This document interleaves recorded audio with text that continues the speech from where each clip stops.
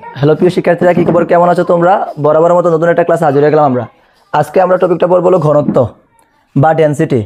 ঘনত্ব ঘনত্ব হলো কোনো বস্তুর তার একক আয়তনে বস্তুর কতটুকু পরিমাণ ভর আছে তাকে তাকে ঘনত্ব বলে। যেমন ঘনত্ব সূত্র হলো rho equals to M by V. V হলো তার আয়তন, এম হলো বস্তুর ভর, রো হলো ঘনত্ব। অর্থাৎ একক আয়তনে বস্তুর যে পরিমাণ ভর থাকে তাকে কি বলে? ঘনত্ব বলে। আর ঘনত্বের উপর বস্তুর বাসা, ডোবা ও নিমজ্জিত হওয়া ডিপেন্ড করে। আজকে আমরা তা পরীক্ষার মাধ্যমে আলোচনা করব।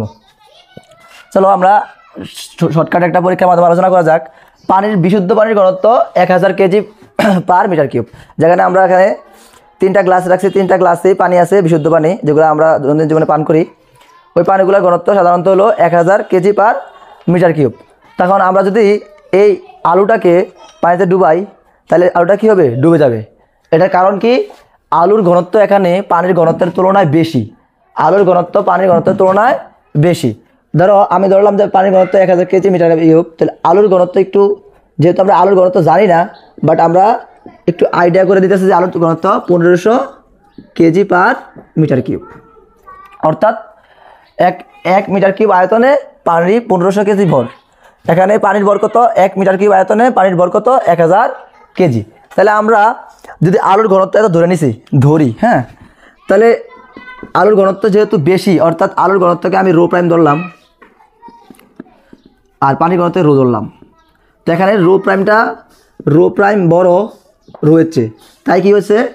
আলু ডুবে গেছে।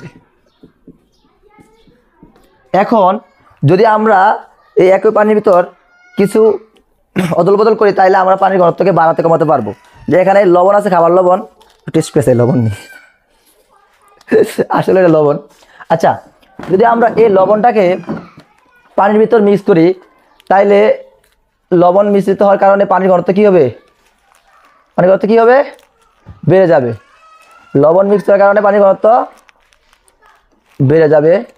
অর্থাৎ যখন পানির ঘনত্ব অতিরিক্ত বেড়ে যাবে, একটা সময় তলানিতে কিছু লবণ দেখা যাবে। অর্থাৎ লবণ পানিতে নির্দিষ্ট পরিমাণ পানিতে নির্দিষ্ট পরিমাণ লবণ দ্রবীভূত হতে পারে। অর্থাৎ আমরা মনে করি যে লবণ পানিতে দিলে কোনো দ্রবীভূত হবে, তা না। যদি এমন হতো তাহলে সামুদ্রিক লবণ আমরা সমুদ্র থেকে লবণ আলাদা করতে পারতাম না। তো দেখো এই নিচে তলানিতে কিছু পরিমাণ লবণ দেখা যাচ্ছে, কারণ আমি এখানে অতিরিক্ত লবণ দিছি, তাই এখানে লবণ থাকার কারণে পানির ঘনত্বটা বেড়ে গেছে। এখন যদি আমি এই আলুটাকে দিই, তাহলে দেখো এই এখনও অবধি একটু হালকা বাড়ছে, বাট এখনও অবধি আলুর ঘনত্বর চেয়ে পানির ঘনত্ব বেশি হয় নাই। এখনও আলুর ঘনত্বের চেয়ে কি পানির ঘনত্ব কী হয় নাই? বেশি হয় নাই, তাই এখনও বস্তু বাঁচতেছে না। এখন যদি আমি আরও কিছু লবণ যোগ করি, এই দেখো আস্তে আস্তে আলু বাঁচতেছে। যত আমি লবণ যোগ করবো পানির ঘনত্ব তত বাড়তে থাকবে। পানির ঘনত্ব এক পর্যায়ে এমন বাড়বে, এই যে আলু বেশি গেছে। দেখো এখন আলু পুরোপুরি বাঁচতে পারে নাই, কারণ কি আরও লবণ অ্যাড করতে হইব। লবণটা ভালোভাবে মিক্স করি, ব্যাস আলু আসছে। পানির ভিতরে লবণ অ্যাড করতে করতে এক সময় এমন পর্যায়ে পৌঁছাইছে যে লবণ আর পানি মিশ্রিত হওয়ার পরে পানির ঘনত্ব কী হয়েছে? বেড়ে গেছে। পানির ঘনত্ব কী হয়েছে?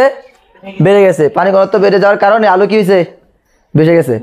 এখানে আমি যদি এই আবার same 1000 KG metre cube per metre cube যে পানিটা আছে, যেটা বিশুদ্ধ পানি, ওটার ভিতর দিয়ে আলু কী যায়? ডুবে যায়। আর আমি যদি সেম পরিমাণ আলুটাকে সে আলুটাকে আবার এই পানিটাতে দেই, আলুটা বেশি উঠবে। কারণ আমাদের এই পানিতে লবণ মিশ্রিত হওয়ার কারণে পানির ঘনত্ব কী হয়ে গেছে? বেড়ে গেছে। তো বেড়ে যাওয়ার কারণে বস্তু কী হয়ে যায়? বেসে যায়।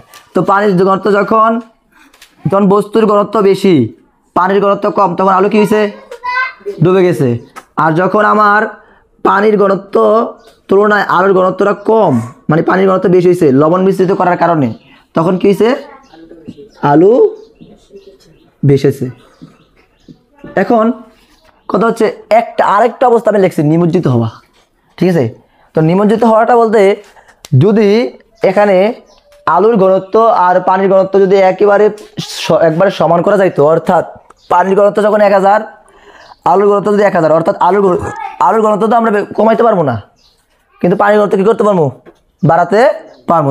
তো এই জন্য যদি আমরা পানির ঘনত্ব বাড়াতে বাড়াতে এক সময় আলুর ঘনত্বের সমান করতে পারতাম, তাহলে অর্থাৎ পি প্রাইম আলুর ঘনত্ব রো প্রাইম আলুর ঘনত্ব সমান সমান যদি রো করতে পারতাম, তাহলে আলু কি হইতো? আলু নিমজ্জিত অবস্থায় বাস্তু, নিমজ্জিত অবস্থায় বাস্তু। তখন নিমজ্জিত অবস্থায় বাসাটা আসলে কি? যদি একটা পানির এই যে লাস্ট স্তর যদি এটা হয়, যদি একটা বস্তু এভাবে বাসে, এই জায়গাটায় আছে, অর্থাৎ উপর থেকে একটু দেখা গেছে মানে তাওয়াটা নিচের দিকে আছে, এটাকে বলা হয় নিমজ্জিত অবস্থায় বাসা। এটা অনেকাংশে এটা অনেকাংশে এমনই হয়েছে, বাট আমি যদি আরও কিছু লবণ দিয়ে আরও বাড়াতে পারি তাহলে এটা একদম বেশি উঠবে।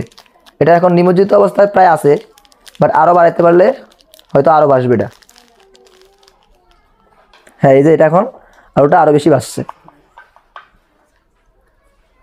অর্থাৎ বস্তুর বাসা বা ডোবা তার কার উপর ডিপেন্ড করে? ঘনত্বের উপর ডিপেন্ড করে। এজন্য জর্ডানের ডেড সি আমাদের বইয়ে আছে, জর্ডানের ডেড সি নামক একটা কথা আছে। তো জর্ডানের ডেড সির ঘনত্ব মানে জর্ডানের ডেড সি বা মৃত সাগর, ডেড সি বা মৃত সাগর, ওই সাগরের পানির ঘনত্ব বেশি, অর্থাৎ লবণাক্ত, মানে ওই পানিতে লবণ অনেক বেশি মিশ্রিত। এই কারণে ওই সাগর দিয়ে মানুষ করতে হাঁটাচলা করতে পারে, মানুষ দৌড়াতে পারে। এই কারণে মানুষ এই সমুদ্রে ডুবে না।